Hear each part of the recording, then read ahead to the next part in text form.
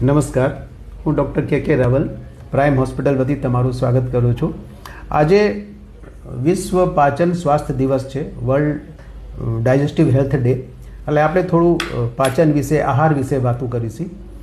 આપણે શું જમવું જોઈએ, કેવી રીતે જમવું જોઈએ, જમવામાં શું સાવચેતી રાખવી જોઈએ, એના વિશે તમને હું કંઈક વાત કરીશ. જમવાના પહેલાં શું ધ્યાન રાખવું જોઈએ? હાથ સરખી રીતે સાબુથી સાફ કરીને ધોઈને પછી જમવા બેસવું જોઈએ, જેનેથી જે જીવાત, જમ્સ, બેક્ટેરિયા, વાયરસ હાથમાં હોય બધા સાફ થઈ જાય. તમે બહાર ક્યાંય ગયા હો તો તમે સેનેટાઈઝર સાથે રાખો. સેનેટાઈઝરથી હાથ સરખી રીતે સાફ કરીને હાથ જ્યારે સુકાઈ જાય, ડ્રાય થઈ જાય પછી તમે જમવા બેસો. તો આ થઈ જમવાના પહેલાંની સાવચેતી. કેવી રીતે જમવું ને શું જમવું એના વિશે હું તમને વાત કરીશ. અને એક વાત હજી તમને કહું, જમવા ટાળે મોબાઈલ તમારો સાથે ન હોવો જોઈએ. મારા ઘરમાં એક રૂલ છે, મારા દીકરાએ બનાવ્યો છે કે ડાઇનિંગ ટેબલ ઉપર અગર જો કોઈનો મોબાઈલ મળી ગયો ને તેને જપ્ત કરી લેવામાં આવશે. 24 કલાક માટે એનો મોબાઈલ એને નહીં મળે. આ મોબાઈલ તમને છે ને તમારું ધ્યાન ભંગ કરે છે. જમવા ટાણે પૂરું મન, ધ્યાન તમારું જમવામાં જ હોવું જોઈએ. પૂરું એકાગ્રતાથી તમે જમો તો તમારું પાચન સરસ થશે, પાચન વ્યવસ્થિત થશે. તો આ જમવાના પહેલાંની વાત થઈ. હવે શું જમવું ને કેવી રીતે જમવું? તો કહેવાય છે સ્મોલ ફ્રિક્વન્ટ મીલ્સ. થોડું થોડું જમવું અને વારે વારે જમવું.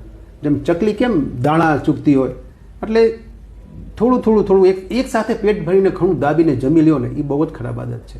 એનાથી તમારું પાચન બગડી જાય છે. એટલે થોડું થોડું જમો ને વારે વારે જમો. સ્મોલ ફ્રિક્વન્ટ મીલ્સ એ વ્યવસ્થિત રીતે જમવાની પ્રક્રિયા છે. બીજું, ચાવીને જમવું. ખૂબ ચાવીને જમો. ચાવવાથી શું થશે? બધું જે ફૂડ છે મિક્સ થઈ જશે અને પાચન કરવામાં તમારા પેટ આંતરા ઉપર ઓછો દબાણ પડશે. ત્રીજું, બેલેન્સ ડાયટ લ્યો. બેલેન્સ ડાયટમાં તમે કાર્બોહાઈડ્રેટ, ફેટ અને પ્રોટીન. તો કાર્બોહાઈડ્રેટ જેમ કે કાર્બોહાઈડ્રેટ ખાંડવાળી વસ્તુ છે, સુગર છે, મકાઈ છે, ચોખા છે, એમાં કાર્બોહાઈડ્રેટ મળે. પ્રોટીન જેમ કે કઠોળ છે, દાળ છે. પછી ફેટ એટલે તેલ, ઘી અને માખણ, એમાં ફેટ હોય. એટલે બેલેન્સ રાખો. બધી ચીજ તમારા ખાવામાં હોવી જોઈએ. મુખ્યત્વે ફ્રૂટ રાખો. જે મોસમી જે સિઝનલ ફ્રૂટ્સ હોય એ જેમ તમને તાજા ફળ હોવા જોઈએ. પછી તમને સલાડ, જેમ ફાઈબર જેને કહેવાય, સલાડ તમે રાખો. કોબી છે, કાકડી છે, ટમેટા છે, ગાજર છે, બીટ છે. ફાઈબરથી શું થશે? તમને કબજિયાત નહીં થાય, કોન્સ્ટિપેશન નહીં થાય. એટલે આ તમારા ભોજન ખાવામાં હોવી જોઈએ જમવામાં. અને એક દહીં, કર્ડમાં પ્રીબાયોટિક, પ્રોબાયોટિક વધારે હોય છે, એટલે એ તમને પાચનમાં મદદ મળે છે. એટલે આટલું તમે બેલેન્સ ડાયટ લ્યો અને આ બધી વસ્તુ એમાં તમે જરૂર હોવી જોઈએ. હવે શું ન જમવું? તો જમવામાં તમે ફાસ્ટ ફૂડ છે, પ્રોસેસ્ડ ફૂડ છે કે કેન્ડ ફૂડ છે, જે પેક વસ્તુ હોય ને એને અવોઇડ કરો. શું કામ અવોઇડ કરો? કેમ કે આ બધી વસ્તુમાં ફૂડ એડિટિવ્સ હોય, જેમ કે સેક્રીન છે કે ઇમલ્સિફાયર છે, જે સેચ્યુરેટેડ, મોનોસેચ્યુરેટેડ ફેટ્સ છે. તો આ બધા જે છે ને એ તમને નુકસાન કરે શરીરને. એટલે fast food, processed food, packed food એનાથી તમે દૂર રહ્યો. બીજું, બહુ તીખી વસ્તુ, સ્પાઇસી ફૂડ, ઘણું બધું મસાલાવાળી વસ્તુ કે તરેલી વસ્તુ, બહુ બધું તરેલું, જે ફ્રાઈડ ફૂડ જેને કહેવાય, એને તમે અવોઇડ કરો. તમને એક વાત કહું, જે વસ્તુમાં તમને સ્વાદ આવે છે ને એમાં કેલરી છે. ટેસ્ટ જે આવે છે ને એ કેલરીથી આવે છે, ચરબીથી આવે છે, ફેટથી આવે છે. એટલે એ તમારા શરીરને નુકસાન કરે. એટલે જે ભાવે છે ને તમને એ ન જમો, પણ જે તમારા શરીરને ફાવે છે ને એ તમે જમો. એનાથી તમારું સ્વાસ્થ્ય સારું રહેશે. જમવાના પછી તમે શું ન કરો?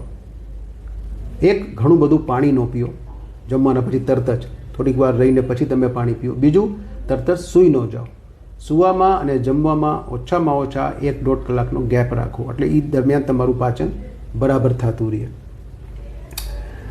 હવે એક વાત, તમે બહારે ગયા ક્યાંય, ધારો કે હમણાં વેકેશનમાં તમે ક્યાંય બહારે ગયા, ફરવા ગયા, તો ત્યારે શું ધ્યાન રાખવાનું જેનાથી તમને કોઈ પાણીજન્ય રોગ, ચેપ ન લાગે? કાચી વસ્તુ નહીં ખાવાની. જે રસોઈ, પાકી રસોઈવાળી વસ્તુ હોય, ચૂલા પર ચડેલી વસ્તુ હોય, પકાવેલી વસ્તુ હોય ને એ જ ખાવાનું. જેમ કે તમે બહાર ગયા હો, ક્યાંય જમવા ગયા હો તો છાશ છે કે સલાડ છે કે ફ્રૂટ જ્યુસ છે, પાણીપુરી છે, ચટણી છે, આવી વસ્તુ જે પણ હોટ ફૂડ નથી, ગરમ વસ્તુ નથી, નહીં તમે ખાવાનું એવોઇડ કરો તો તમને કોઈ દી બહારનું કોઈ ચેપ નહીં લાગે. તો આ વિશ્વ સ્વાસ્થ્ય દિવસના ઉપર અમારી શુભકામના છે. તમારું સ્વાસ્થ્ય સારું રહે એવી શુભકામના.